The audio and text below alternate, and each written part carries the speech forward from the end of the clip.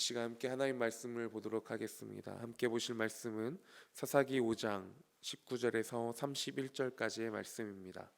왕들이 와서 싸울 때에 가나안 왕들이 무기또 물가 다한악에서 싸웠으나 은은 탈취하지 못하였도다. 별들이 하늘에서부터 싸우되 그들이 다니는 길에서 시스라와 싸웠도다. 기송강은 그 무리를 표류시켰으니 이 기송강은 옛 강이라. 내 영혼아 내가 힘있는 자를 밟았도다. 그때 군마가 빨리 달리니 말굽소리가 땅을 울리도다. 여호와의 사자의 말씀에 메로스를 저주하라. 너희가 거듭거듭 그 주민들을 저주할 것은 그들이 와서 여호와를 돕지 아니하며 여호와를 도와 용사를 치지 아니함이니라 하시도다. 겐사람 헤벨의 아내 야엘은 다른 여인들보다 복을 받을 것이니 장막에 있는 여인들보다 더욱 복을 받을 것이로다. 시스라가 불을 구하매 우유를 주되 곧 엉긴 우유를 귀한 그릇에 담아 주었고 손으로 장막 말뚝을 잡으며 오른손에 일꾼들의 방망이를 들고 시스라를 쳐서 그의 머리를 뚫되 곧 그의 관자놀이를 꿰뚫었도다. 그가 그의 발 앞에 구부러지며 엎드러지고 쓰러졌고 그의 발 앞에 구부러져 엎드려져서 그 구부러진 곳에 엎드러져 죽었도다. 시스라의 어머니가 창문을 통하여 바라보며 창살을 통하여 부르짖기를 그의 병거가 어찌하여 더디오는가 그의 병거들의 걸음이 어찌하여 느려지는가 하매 그의 지혜로운 시녀들이 대답하였겠고 그도 스스로 대답하기를 그들이 어찌 노량물을 얻지 못하였으랴 그것을 나누지 못하였으랴 사람마다 한두 처녀를 얻었으리로다. 시스라는 채색 옷을 노략하였으리니 그것은 수놓은 채색 옷이로다. 곧 양쪽에 수놓은 채색 옷이니니 노략한 자의 목에 꾸미리로다 하였으리라.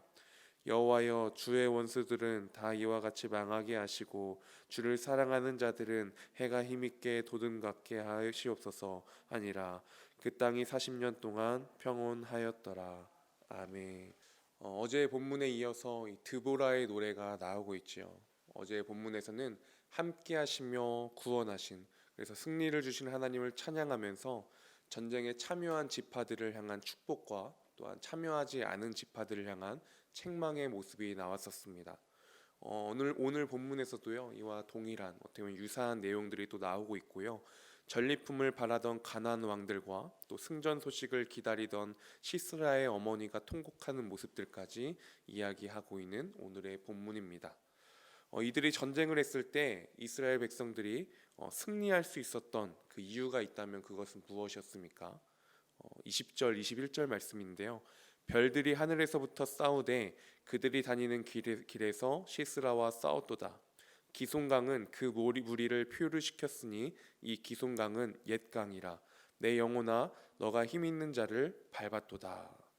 네, 여기 말씀을 보니까요. 별들을 상대해야 하고 또 범람하여 군마처럼 쏟아지는 이 기손 광물과 싸워야 했던 것입니다. 무엇을 말하고 있냐면 이스라엘의 강함 때문에 이들이 승리한 것이 아니라는 것입니다. 하나님께서 그들과 함께 하셨기 때문에 별들을 통해서 또 강물을 통해서 그들과 함께 하셨기 때문에 그들을 도우셨기 때문에 이들이 이길 수 있었던 것입니다. 그리고 나아가라 물리쳐라 이 명령에 순종하며 이 드보라와 바락은 나가서 그 승리의 기쁨을 함께 누릴 수 있었던 것입니다. 반대로요, 이 승리의 기쁨을 누린 자들이 아니라 패배의 슬픔을 갖는 자들도 오늘 본문 가운데 나오고 있는데요. 뒷부분에서 나오지만요, 이 시스라의 어머니는 헛된 기대를 가지고 있었습니다. 당연히 시스라가 이기고 전리품들을 가지고 올 것이라고 생각했습니다. 그리고 그 중에서는 자기를 위한 채색 옷도 있을 것이다 기대했겠지요. 그러나 그동안 가나안 왕들도 시스라가 승리해서 나눌 탈취물들을 기대했었습니다.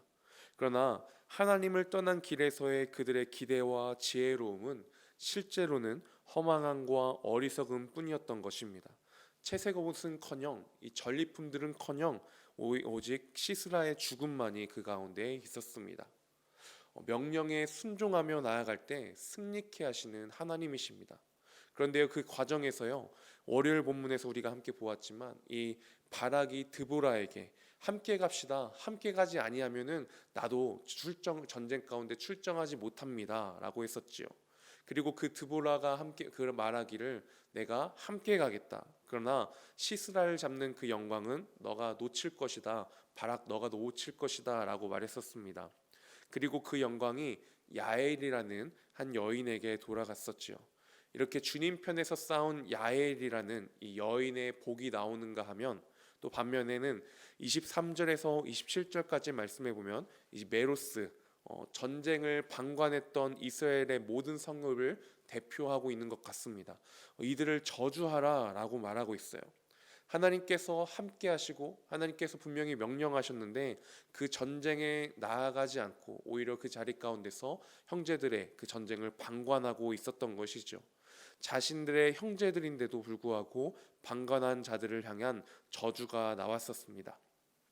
이러한 오늘 본문 가운데서 볼 수 있는 하나님의 모습은 무엇입니까? 저는 주님을 경외하고 순종하는 자에게 축복을 주시며 반면 주님의 백성이라도 순종하지 않는 자에게 저주의 대상이 되게 하시는 하나님의 모습을 보았습니다.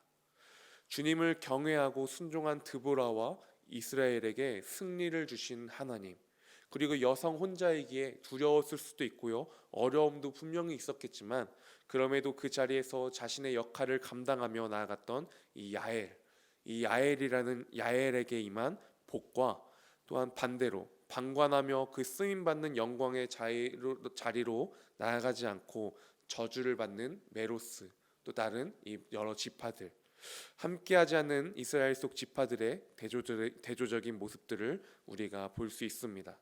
그렇다면 이런 모습 가운데 우리의 삶 가운데 우리가 그리스도인이라는 이름으로 살아가지만 그 가운데 방관하며 직무유기하고 있는 그런 나의 사명의 자리가 있다면 무엇이 있는지 돌아볼 수 있는 이 시간이 되었으면 좋겠습니다.